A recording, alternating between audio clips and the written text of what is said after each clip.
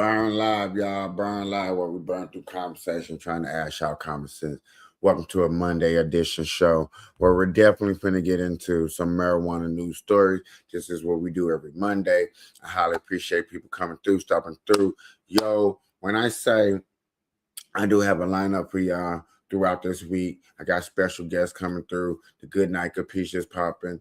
Burn Live show has marijuana, AI, technology, cop cams, political. We're going to be getting into a lot of things. There's a lot of things coming to the channel. I do everything live because it's in the title, it's in the name, Burn Live. That's why I do things live. I got other people coming, MJ's Closet. I also got Burn Coffee coming to me. Got so many things coming. It's busy. I highly appreciate it. I do want to just put that out there into the world to get people to, get them to know and see like what's going on and coming. I will be advertising it soon. A lot of promotion and commercials and ads and stuff will be coming to the channel near you. I highly appreciate it. We're also want to just give us, I do this all the time, but just want to give a special shout out to Bookface, YouTube, Twitch, X, and we're live on Rumble. All these access to these beautiful websites.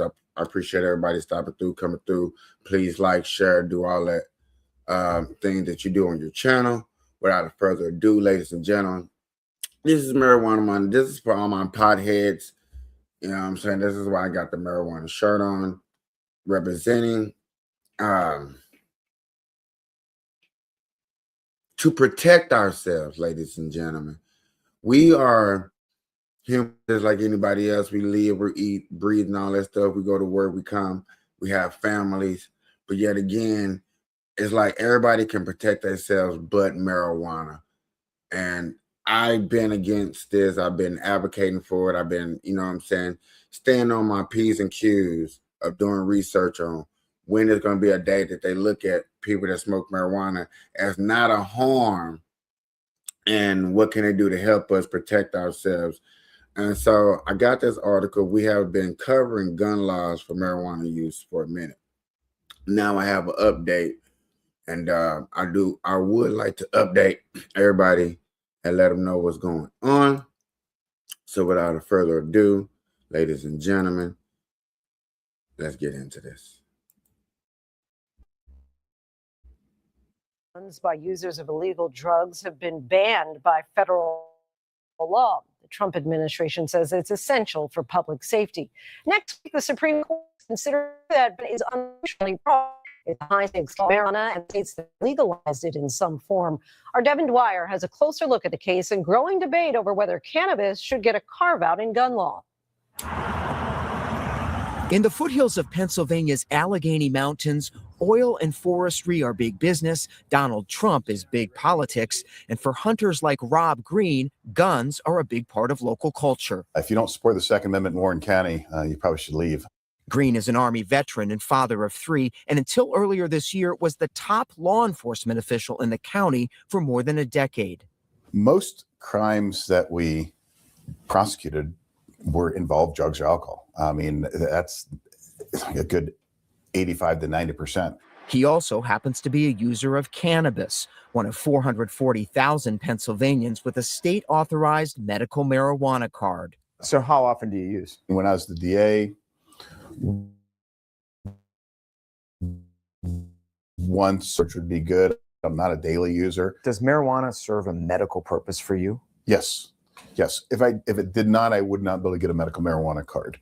Marijuana as medical treatment has been legal here since 2016, but consuming cannabis also comes with what Green calls an unconstitutional cost. As of right now, I have 0 firearms. And why is that? I could serve 10 years in prison for having a firearm because I am, according to the feds, an illegal user of marijuana. I mean,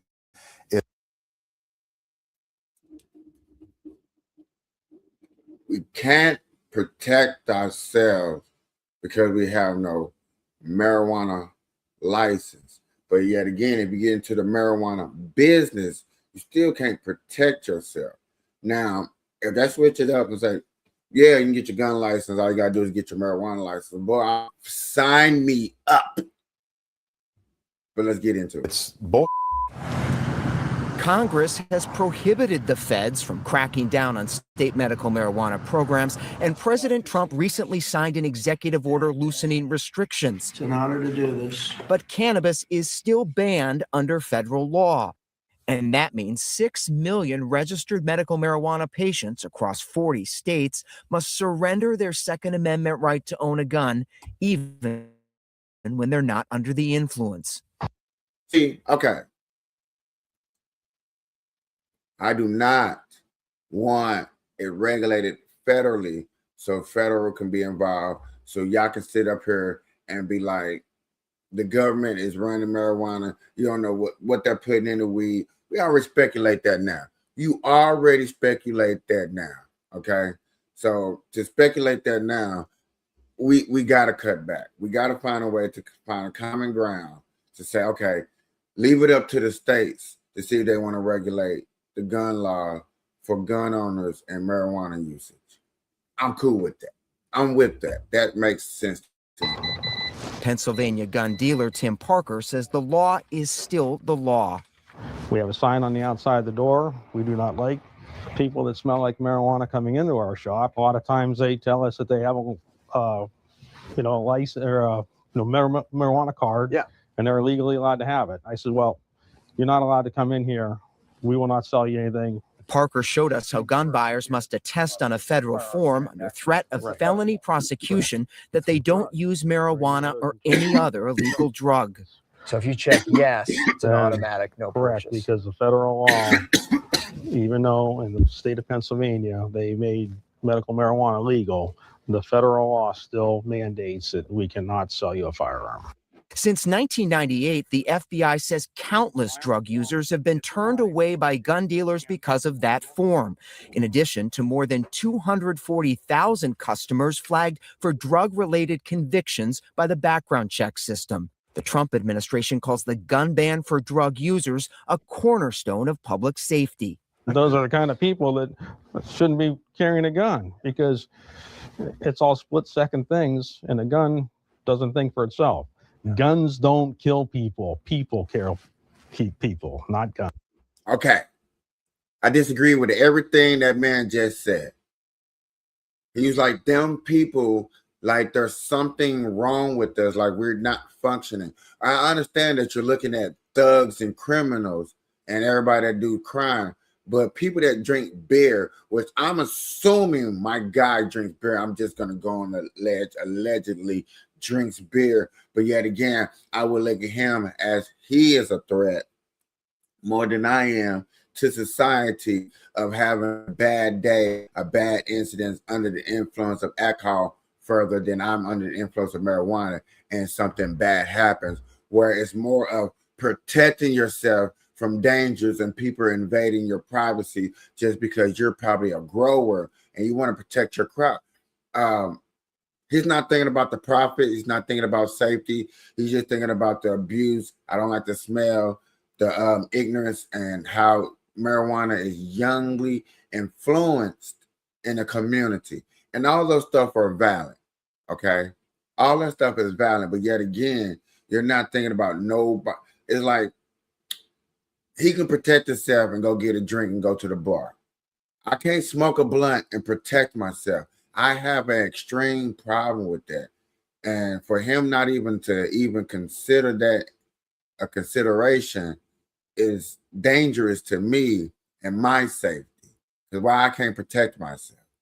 And I wish that would be a follow-up question is, okay, alcohol people can protect themselves, but why can't marijuana people? People that pop pills can protect themselves, but marijuana usage people can't. And we actually go out and vote. We don't commit that much crime. It's not like a marijuana usage person commit crime. Most of that marijuana people does is what? Drug trafficking. This is our gun room. The potential dangers of combining drugs and guns is apparent inside the City of Erie Police Department gun vault, lined with boxes of 700 firearms confiscated in crimes since 2023.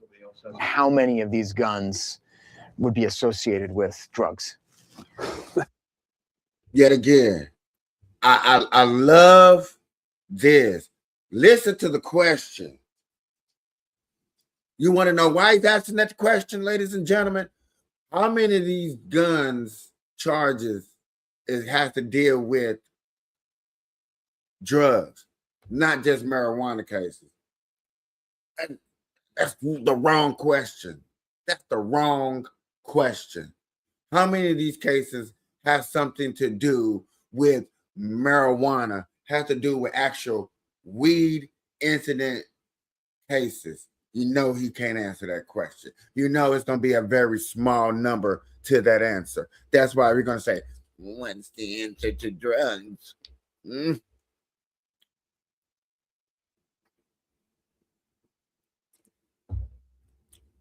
Now, I know a lot of y'all gonna like, when y'all start watching it, y'all gonna hear different things that I'm against, things that I'm for, things.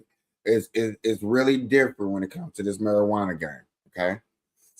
But I'm just keeping it real. When protecting yourself, gun law status, there's nothing wrong with that. Yeah. I mean, so 170-ish that we took them and confiscated them with drugs, but I would probably guess 70% of these probably were in the drug charge. Had some connection, yeah. Police Chief Richard Laura says medical marijuana is not a top threat, but does pose a danger when combined with guns. It's not a top threat, but composes a threat. What threat do we compose? We don't want someone who's under the influence of alcohol or methamphetamine or cocaine. But yet again, we don't want nobody influence of methamphetamine, alcohol. I'm gonna let him finish. Hold on. Or marijuana to be handling a firearm. Obviously, there's some safety issues there.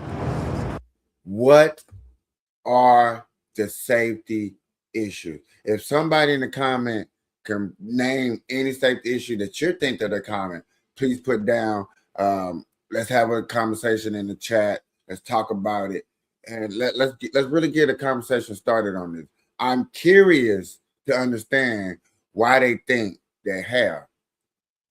You are a threat. You're an influence. There are data to back that up. That hey, you're on the marijuana. You might do what? You might do what? School shootings. Shootout in a mall, shootout in a food restaurant. Are there any statistics where these cases were a part of an investigation, where it was a key part of an investigation? Let me say it like that.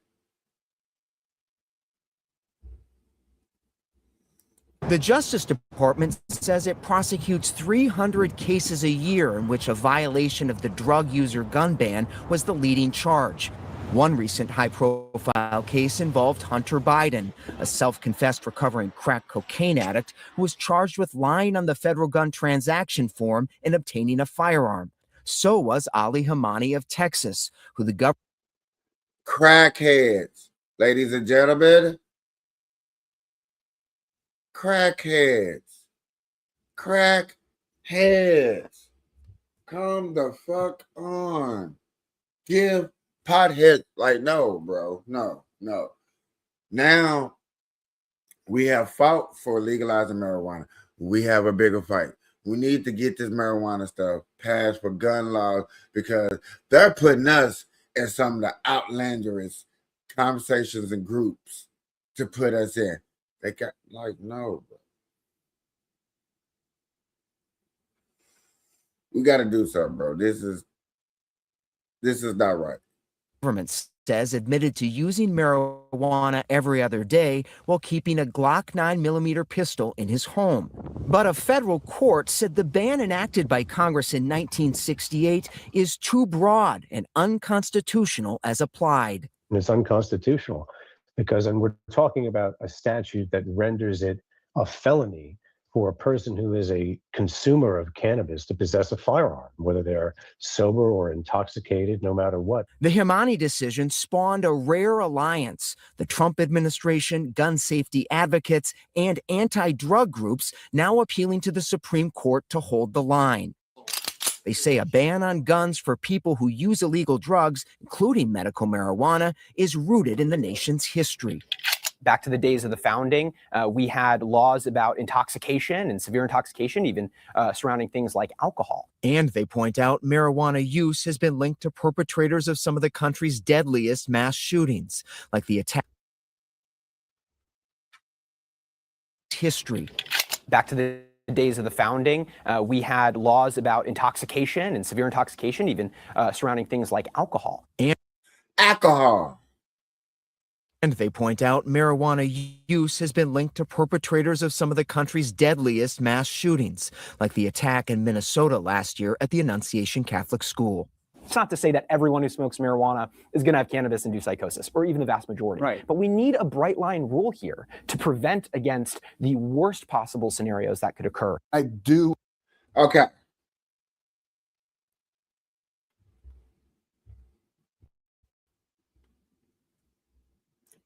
Use has been linked to perpetrators of some of the country's deadliest mass shootings, like the attack in Minnesota last year at the Annunciation Catholic School. Annunciation Capital School. Yo, I'm finna go look into this right quick. Give me a second, because I ain't heard nothing about that. If y'all know something about it, put it in the chat.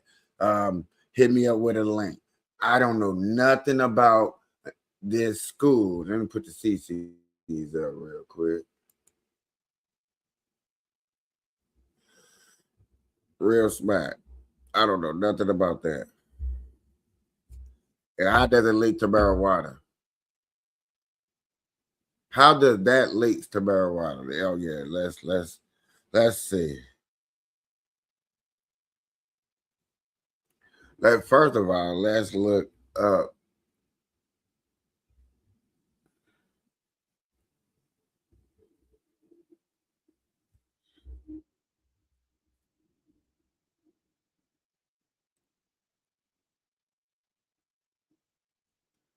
He said a year ago.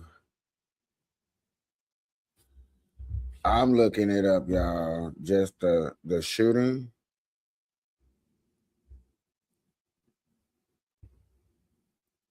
They're saying this was 6 months ago.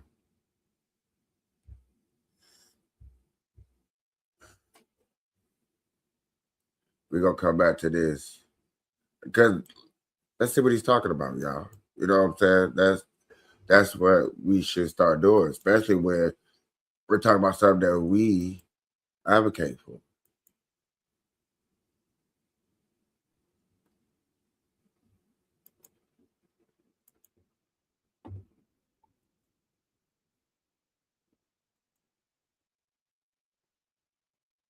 Central Minneapolis.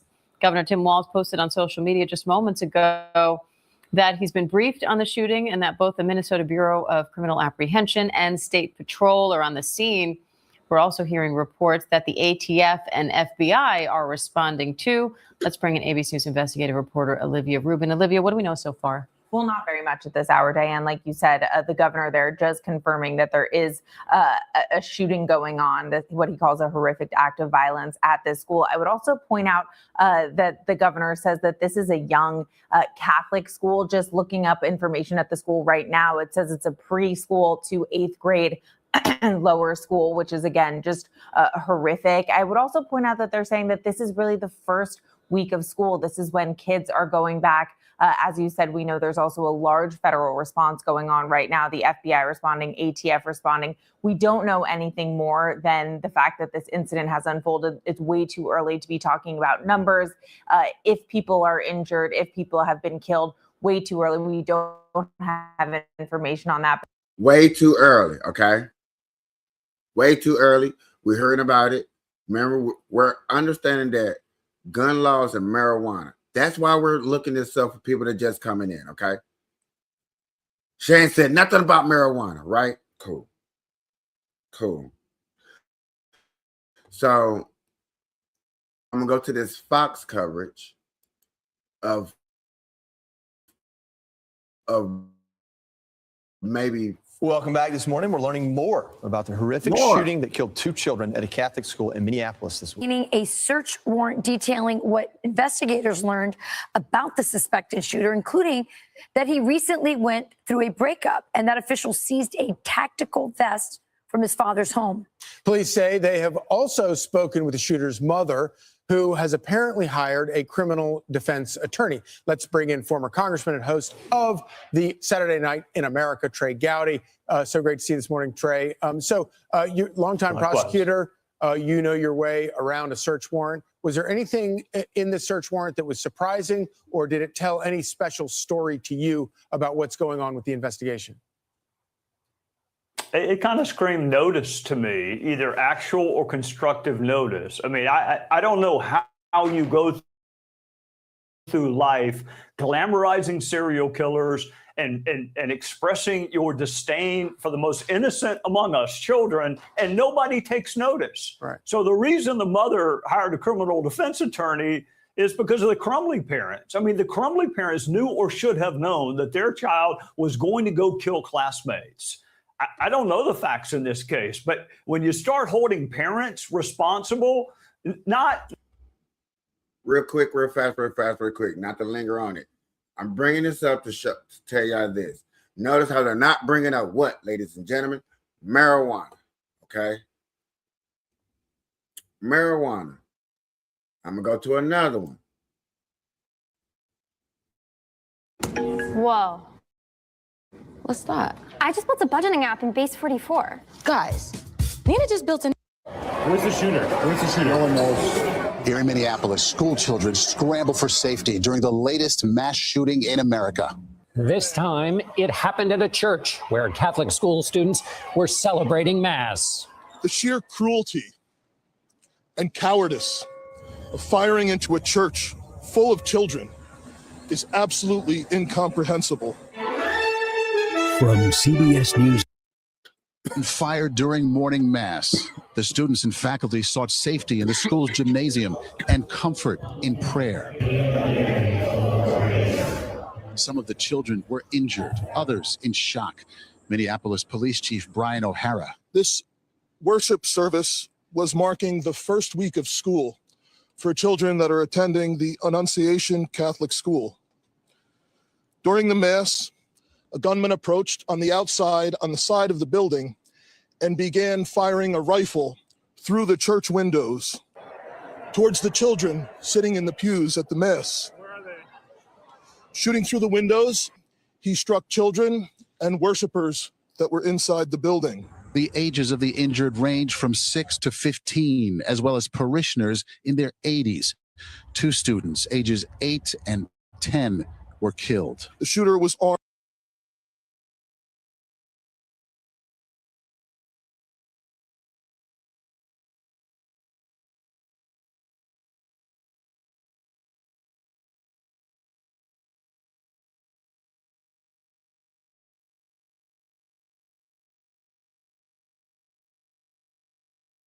Marijuana is not a top threat, but does pose a danger when combined with guns. We don't want someone who's under the or methamphetamine or cocaine or marijuana to be handling a firearm. Obviously, there's some safety issues there.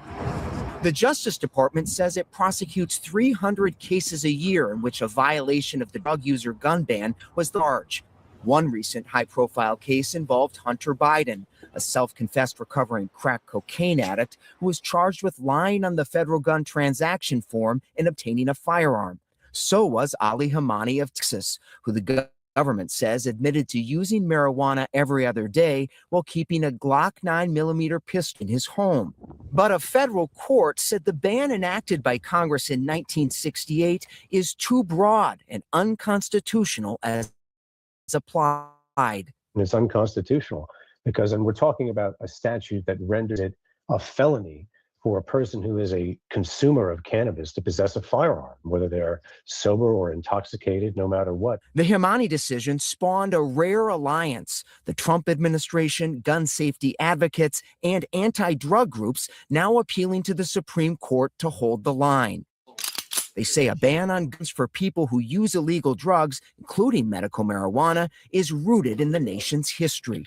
Back to the days of the founding, we had laws about intoxication and severe intoxication, even surrounding things like alcohol. And they point out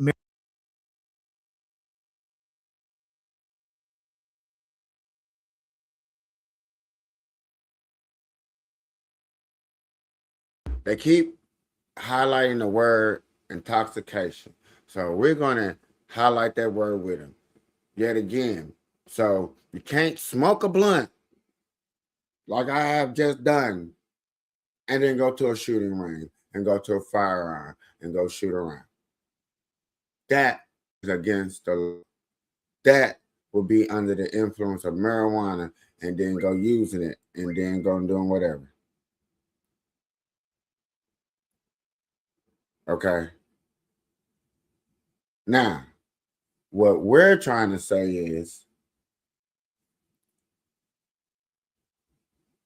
protection of yourself doesn't always mean that I have to be under the influence. Where does protecting yourself overrides under the influence or intoxication? You know what I'm saying? Or, okay, don't have it out in public. There's got to be some way where we can find a common ground to say, look, we need to have it to protect ourselves amongst harmful people. Like marijuana use has been linked to perpetrators of some of the country's deadliest mass shootings, like the attack in Minnesota last year at the Annunciation Catholic School. It's not to say that everyone who smokes marijuana is going to have cannabis-induced psychosis, or even the vast majority. Right. But we need a bright line rule here to prevent against the worst possible scenarios that could occur. I do agree there are certain circumstances where people should not be able to own firearms. But Green says the dangers of marijuana are overblown. Cannabis has helped me in a number of ways. I mean, it helps me immensely. It's helped out of a lot of other people. And it has hurt me in zero ways. Are there certain drugs that are so dangerous and addictive that it's not safe for you to have a firearm? Yeah. Sure. Marijuana is not one of them. I would say it's like I would definitely agree with him. I'm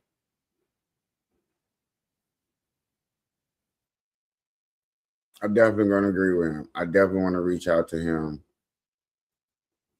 I definitely want to reach out to that guy and see if I can get an interview done.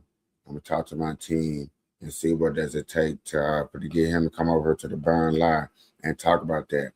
And I'm going to go deeper off into this other case too, because that's crazy. I'm still am puzzled of how this figure out.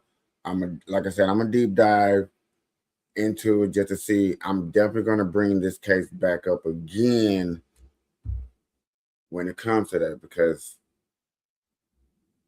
I don't know, guys. If you're looking at me, something's fishy. You know, something's fishy. I don't know. Something's fishy. But I am definitely going to keep up with any time that is hitting breaking news.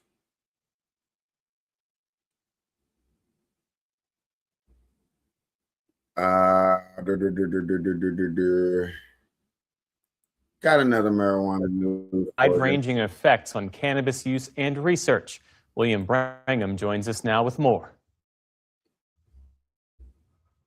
That's right. For many years, marijuana was a Schedule I drug in a category with heroin and LSD, meaning the government considered it dangerous to use with no medical benefits.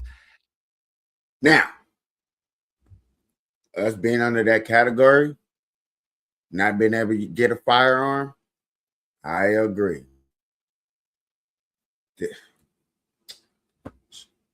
Thank you, God, for this. Today's move will slide marijuana down into Schedule 3 with drugs like Tylenol with codeine and testosterone. While this doesn't legalize marijuana, this shift would allow for greater research about the drug, which is something President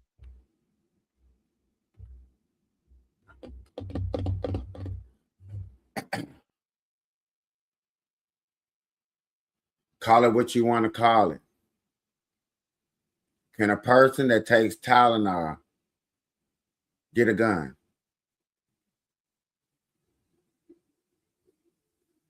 Huh?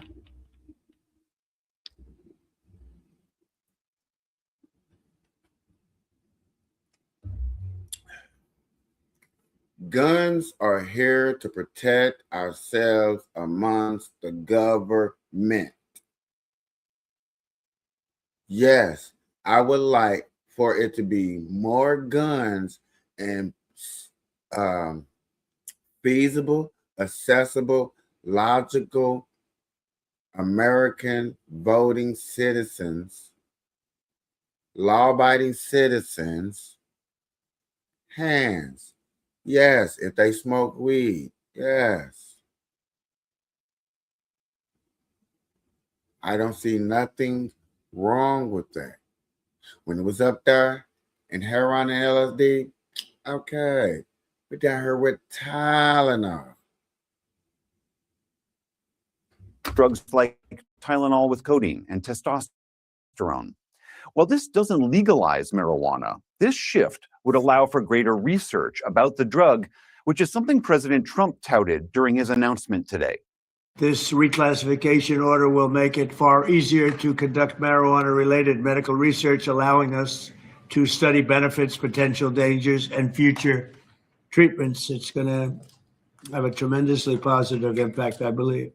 So for more on this policy shift, we are joined again by Bo Kilmer. He's with the RAND Drug Policy Research Center. Bo, thank you so much for being here again. Let's walk through some of the impacts of this shift. The first one being research. We just heard the president say this is going to open up the floodgates for new scientific research. Is that true? What kind of research will they? See, now this is the part where people get skeptical. And this is the part where they like, okay, we don't want the government all in our business. You know, I don't want them controlling what I use. And I get it. And that part, I'm with everybody on something like that. That's why I'm like, when it comes to federal usage of marijuana and restrictions, I'm against it. Hear me out. I'm against it.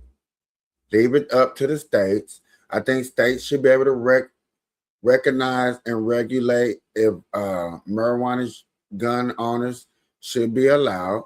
Let the people vote on it. If we got to start a petition, even let that be possible. Let it get a petition. Let us do the small steps it is to take it up to our mayor and make it law for each state. They can get it passed to get it done.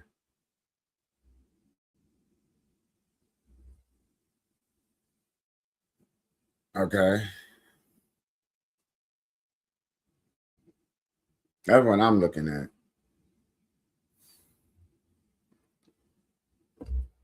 What are y'all looking at? No, that's how I look at it, for real, for real. If we can get moving like that, then we be moving in a good direction. I promise you that. Let me do something real quick.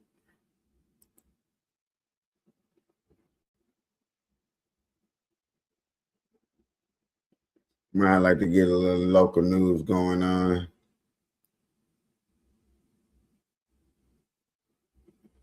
You know, everybody don't want to hear about Trump all the time. What's crazy is that it's quiet in the marijuana news, for real.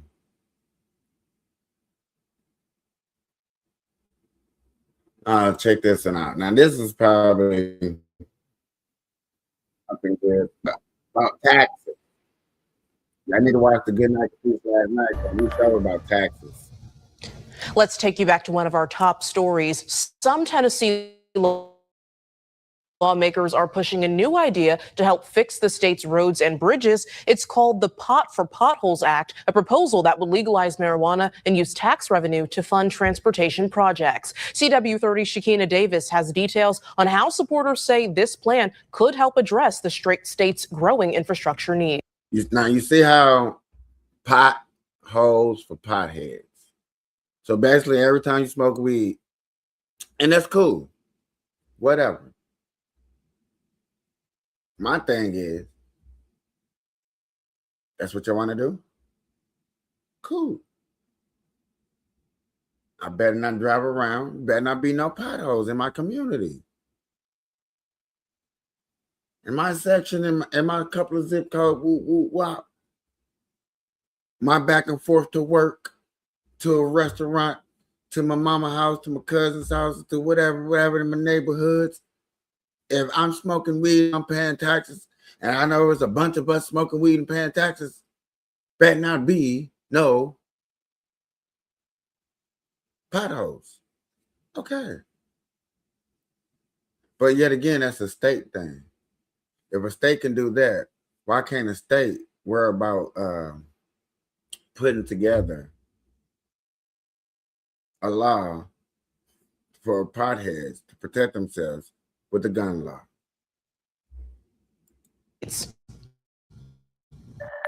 I think a bill legalizing marijuana in Tennessee is a good idea because it would help out with businesses and it would help out with even the consumers be protected. Under the Pot for Potholes Act, adults 21 and older will be allowed to legally purchase marijuana in Tennessee. The proposal would also place a 15% tax on cannabis sales, with most of that revenue going toward the state's transportation infrastructure fund to help repair roads and bridges. Legalizing it the way it would. But that is also saying that your mayor don't know how to budget money so bad that he had to dip into the marijuana funds. Let me see what they. Oh, that money look good over there. Let me go over there. That's crazy. Just want to point that out. When you're searching for funds, you go into marijuana, and like I said, cool, okay, whatever. You've seen a couple of them pothole streets up in there. I better not see that. Let me put that on the big screen. I better not see that. If this is going on, this better not happen. This better not be a thing. Okay? I don't know how easy and how hard that is. That better not be happening. Fund to help repair roads and bridges. Legalizing it the way it would benefit our business is we would have more to offer to consumers, and it would definitely make us more money. Supporters say Tennessee faces a growing infrastructure backlog, with estimates putting costs of road and bridge repairs at about $58 billion. State Senator Heidi Campbell says legalizing and regulating cannabis could help the state capture revenue that is currently going elsewhere. The Tennesseans are going to other states and getting cannabis. So why are we allowing Tennesseans to go fund Missouri's roads when we could be capturing that revenue here at home and funding our own roads? Campbell also says legislation would create a regulated system for cannabis sales, something she believes could improve safety compared to the current underground market. The problem is that's not a bad idea. You know what I'm saying?